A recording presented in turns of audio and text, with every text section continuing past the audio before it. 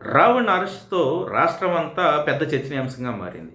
Joseph alias Ravan arrest and remand ఆయనపై విధించినటువంటి కేసులు, దీని తదనంతరం జరుగుతున్నటువంటి పరిణామాలు చూస్తే ఏ పార్టీకి లాభం, ఏ పార్టీకి నష్టం, ఏ వర్గానికి లాభం, ఏ వర్గానికి నష్టం అనే చర్చ పెద్ద ఎత్తున నడుస్తోంది. ఇది బిట్వీన్ ద లైన్స్ ఎవరికీ అర్థం కాకుండా నడుస్తోంది.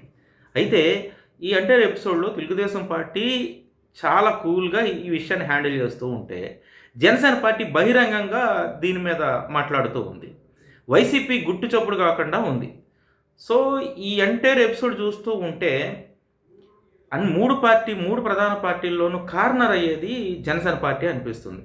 ఫ్యూచర్‌లో ఇలాంటి ఇష్యూ మతపరమైనటువంటి అంశాలు కానీ, ఇలాంటి వివాదాస్పదమైన అంశాలు వచ్చినప్పుడు ఈ ఎపిసోడ్ మొత్తాన్ని జనసేన మీదకి నెట్టే ప్రయత్నం టీడీపీ చేస్తది.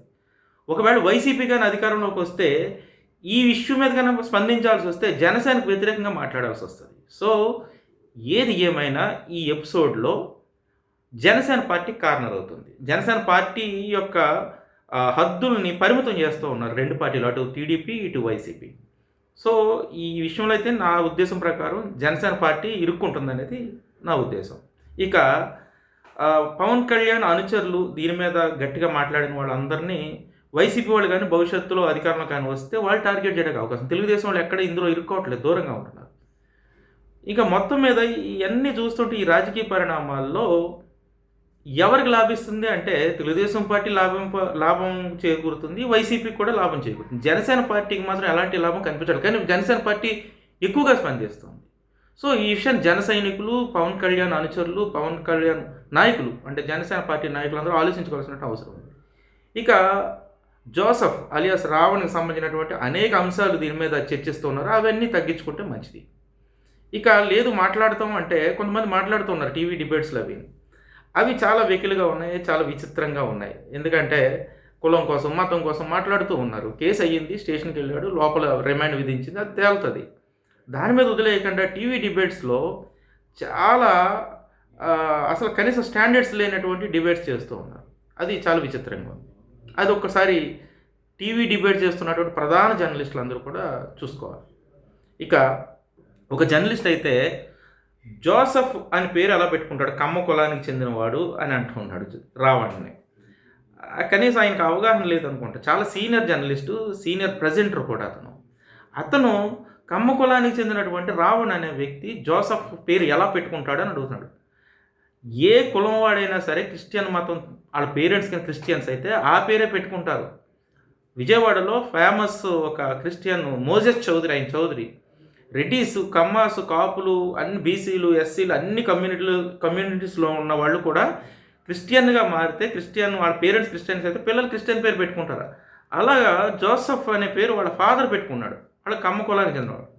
కనీసం అవగాహన లేకుండా ఈ ప్రజెంటర్ మాట్లాడడం విచిత్రం అనిపించింది. ఇంకొక డిబేట్లో వెంకటకృష్ణ గారు చేస్తున్న డిబేట్లో ఒక గెస్ట్ మాట్లాడుతూ రావణ్ అని ఎందుకు పేరు పెట్టుకున్నాడు అంటాడు.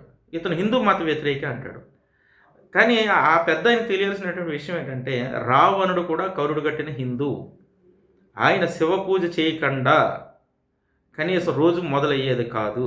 ఈ విషయం కనీసం రామాయణ చదివిన తెలుస్తుంది. రావణుడు కూడా హిందువే. రావణుడికి జరిగినటువంటి యుద్ధం మతపరమైన యుద్ధం కాదు.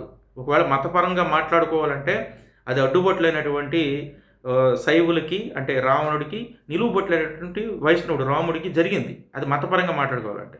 కానీ రెండూ కలిపి ఇప్పుడు హైందత్వంలో భాగంగా ఉన్నాయి. కనీసం అవగాహన లేని పెద్ద ఆయన అలాగే వెకిలిగా మాట్లాడడం అనేది చాలా విచిత్రంగా అనిపించింది. ఇంకొకళ్ళు చాలామంది అటు రావణ్ అనే అతను అసలు కమ్మ కమ్యూనిటీ కాదు, మాల కమ్యూనిటీ, మాదిగ కమ్యూనిటీ, ఆ కమ్యూనిటీ, ఈ కమ్యూనిటీ అని పెడుతూ ఉన్నారు, చెప్తూ ఉన్నారు.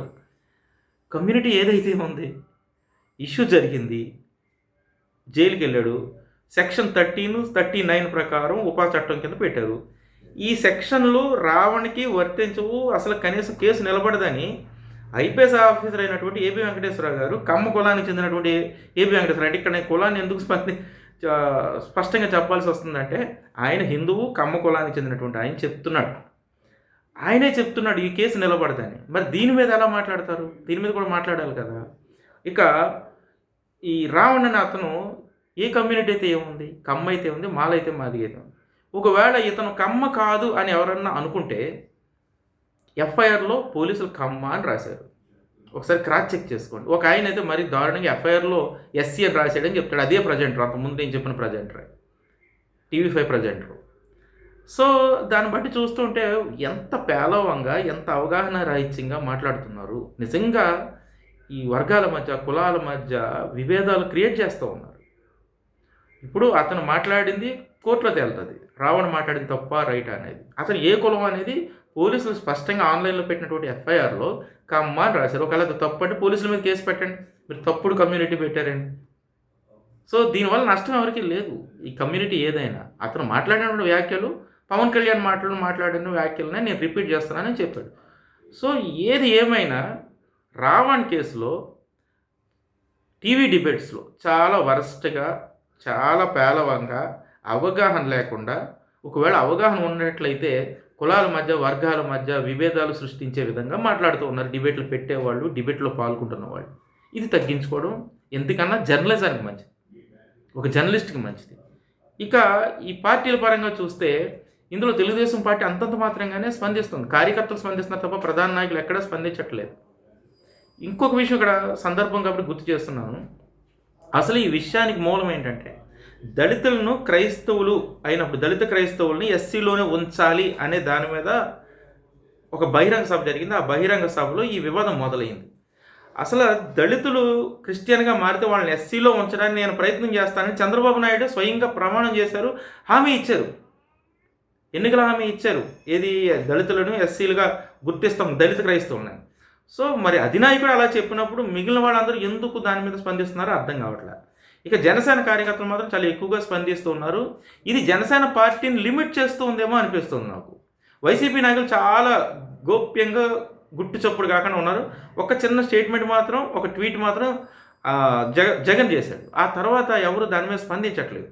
కాబట్టి ఇవన్నీ చూస్తూ ఉంటే జనసేన పార్టీ సెల్ఫ్ గోల్ వేసుకునే విధంగా మిగిలిన రెండు ప్రధాన పార్టీలు, తెలుగుదేశం పార్టీ, వైసీపీ చూస్తున్నాయేమో అనిపిస్తుంది. దీని మీద జనసేన పార్టీ నాయకులు Pawan Kalyan and core team అందరూ కూడా అంతర్గతంగా ఒకసారి చర్చించుకుంటే పార్టీ భవిష్యత్తుకి, పార్టీ విస్తరణకు ఉపయోగపడే అవకాశం ఉంది. లేని పక్షంలో పార్టీ విస్తరణను కుదించుకునే పరిస్థితులు ఈ ఎపిసోడ్స్లో కనిపిస్తూ ఉన్నాయి. చూడండి, మీరు ఆలోచించుకుంటే అందరికీ అర్థమవుతుంది. Thank you.